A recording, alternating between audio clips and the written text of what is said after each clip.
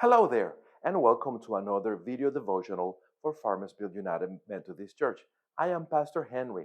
So, friends, this week we're going to talk about rest. Yes, the well deserved rest, since I am taking some time off next week. So, there you have it. How convenient, right, Pastor Henry?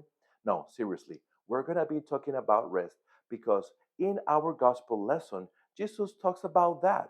This lesson comes from the book of Matthew, chapter 11, verses 16 to 19, and verses 25 to 30. And the later part of our lesson, is the most beloved and quoted verses in the Bible because, all of us feel burdened and in need of rest. In the original context, these verses spoke specifically to those burdened by the Jewish law. God gave the law to guide the Jewish people through the moral thickets of life, but well intentioned people embellished the law until it became its own thicket. Religious professionals pride themselves on their observance of the law, but even they could not avoid infractions. The common person didn't even stand a chance of perfectly observing the law. So, this is what Jesus said: Take my yoke upon you and learn from me. In the time, rabbis often likened the law to a yoke, which is a wooden bar or a frame fitted across the neck of two oxen to make them a team. A yoke imposed a measure of control on the animals. Neither animals were free to go its own direction because its bond to the other animal served as a constraint. See, animals with a yoke are under the control of the master. Now, this is a really good point. We cannot choose to serve no master at all, but we can choose only which master we will serve. See, the yoke of the law is better than the yoke of the world because the yoke of the law is God inspired.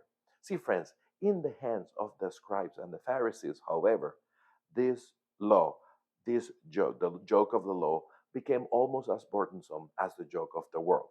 Now, friends, one thing is very clear: Jesus does not propose that we go without a yoke, but that we accept his yoke, which is mild and pleasant, opposed to harsh, hard, sharp. See, friends, the idea is that a well made yoke distributes the load evenly, making the task easier. A well fitted yoke follows the contours of the oxen's neck so that it does not rub or chafe. And there's a beautiful legend that says that Jesus, assisting his carpenter father, made the best jokes available, jokes that would serve both master and the oxen well. Now, Jesus also invites us to take his yoke and to learn from him. It is as he is giving us access to the finest equipment and the best coaching for the game of life. See, friends, a yoke usually joins two oxen together to work as a team. That's the idea. So when Jesus invites us to take his yoke and to learn from him, he is basically inviting us to join him in harness, to allow him to take the lead, to let him help us through the difficult places, to give him the opportunity to show how it is done, show us how it's done.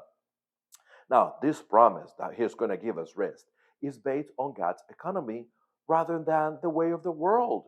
Just as Jesus transformed the world by his meek submission to God's will, that he died on a cross, so also by grace, you and I, when we are humble, the people that submit our wills to God, we will find them ourselves possessed of a power that transcends our natural skills and ability. Praise God for that.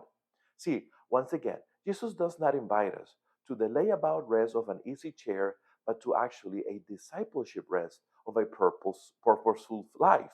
He doesn't promise clock watchers or early quitting time, but instead, he's offering us a discipleship energy, a vision, and a purpose. Now, see, my friends, when Jesus is saying, Come to me, he is very concerned for our burdens, and this is real, just as he was concerned by those low burdened Jews of the day.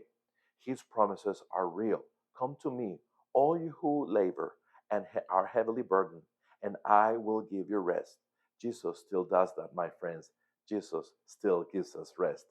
And this is what he says next: For my yoke is easy and my burden is light. The combination of an easy yoke and a light burden make for a gentle, gentle journey. Would you follow? Would you join us? Friends, actually, I'm opening this invitation to continue worshiping with us on our on demand service through our YouTube channel and our Facebook page. But if you're able, during this summertime, come join us here at Farmersville United Methodist Church. Remember that we are located at 110 West Center Street in Farmersville, and we worship every Sunday at 9:30. Until next time, God bless you.